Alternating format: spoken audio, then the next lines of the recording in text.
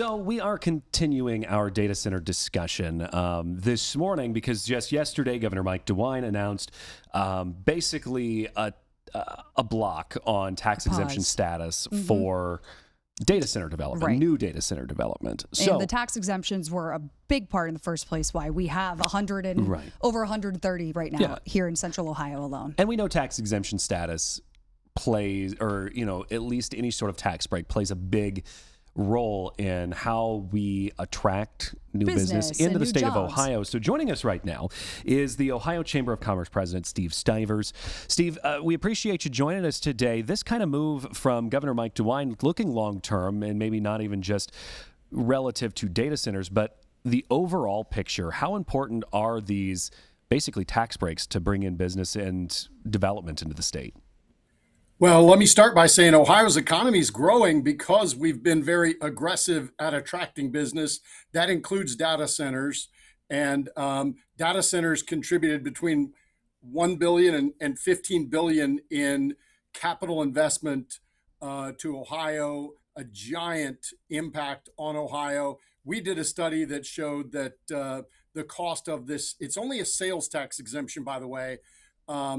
So those data centers pay real estate taxes, they pay taxes on payroll, including the construction workers during construction.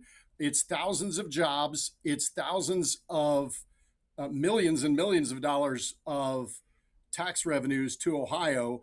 And these are big investments. And once they decide to go somewhere else, they're not coming back. So the good news is I think this will be a very temporary pause.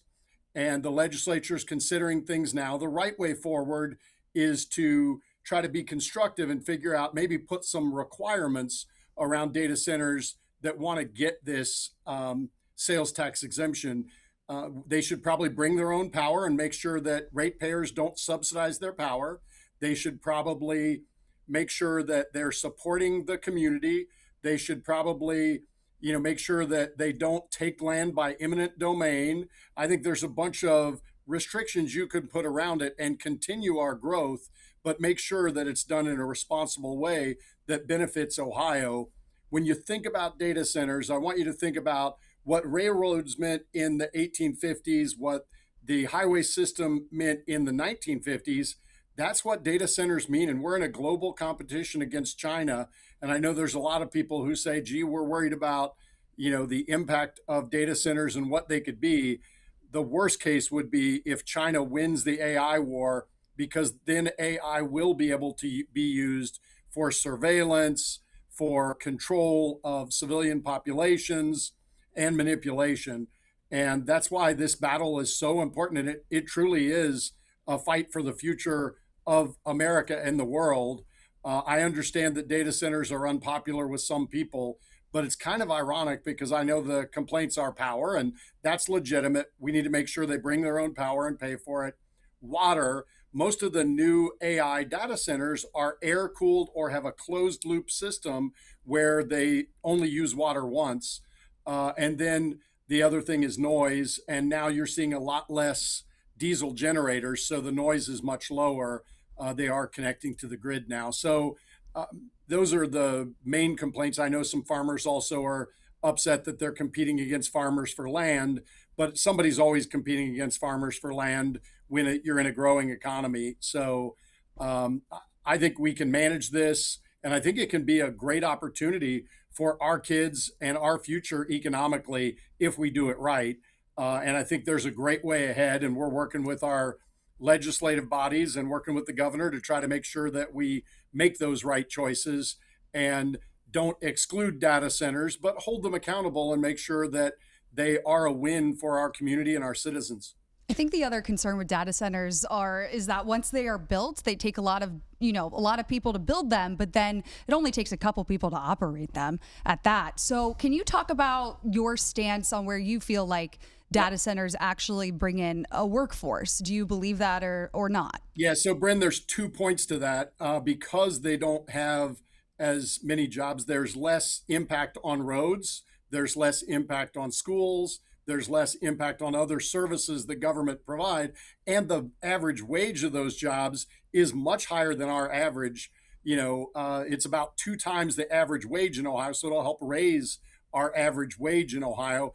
And the other point about this is data centers are a lot like oil refineries. They're always adding improvements. And so there's always people on station trying to actually grow them. So the construction almost never ends. So the construction jobs are much bigger than the ongoing jobs. But because the construction almost never ends in these things, and they're upgrading equipment and they have a lot of electricians on all the time. Then really, frankly, it you still see those construction jobs even after a project is complete because they're moving to the next phase. And were these, as we talk about this this pause on the exemption to sales tax, is that really that big of a chunk of money for these operators compared to some of the other tax base that they're required to pay? It is a smaller amount than, say, the payroll taxes and other things, but it's a great incentive. And as we look, Colin, at other states around us, every state around Ohio, whether it's Michigan, Pennsylvania, West Virginia, Kentucky, Indiana, even New York, have meaningful incentives for data centers to come to their states. And if we eliminate our incentive, because we don't discount the payroll taxes or any of the others, then we're going to put ourselves in a situation where we're less competitive. And again, Colin, once these announcements are made, if a data center goes to Indiana, it's not coming back to Ohio. It's going to be in Indiana forever. They're one-time big capital decisions that are made. And while this hopefully will only be a few day pause and we'll get a deal in the coming days, the legislature's in through June 10th. And the Speaker of the House has said he wants to do something on data centers between now and then. We think we might be able to get some positive momentum and actually get a deal before the legislature goes home for the summer. And so hopefully this pause will only be temporary.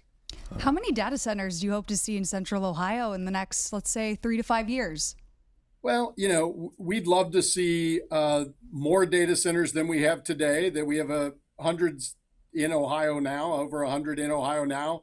And I'd like to see that continue to grow. We don't have a goal for how many data centers we have. We would just like to see them not eliminated and like to see them continue to grow because that's the future of the economy. As long as we're all using our cell phones all the time, that is the future. We also are working on some things that we're going to announce with some policymakers soon that can leverage the data centers we have to grow the future economy right here in Ohio, keep the data here, keep the jobs here, and the data they process will be for Ohio-based jobs to grow the economy here. We're excited about that, and we think, but if you don't have data centers or you're not continuing to build data centers, it makes that harder to do. We're lucky to have a decent cluster, especially in Central Ohio, but all throughout Ohio, and we can leverage that.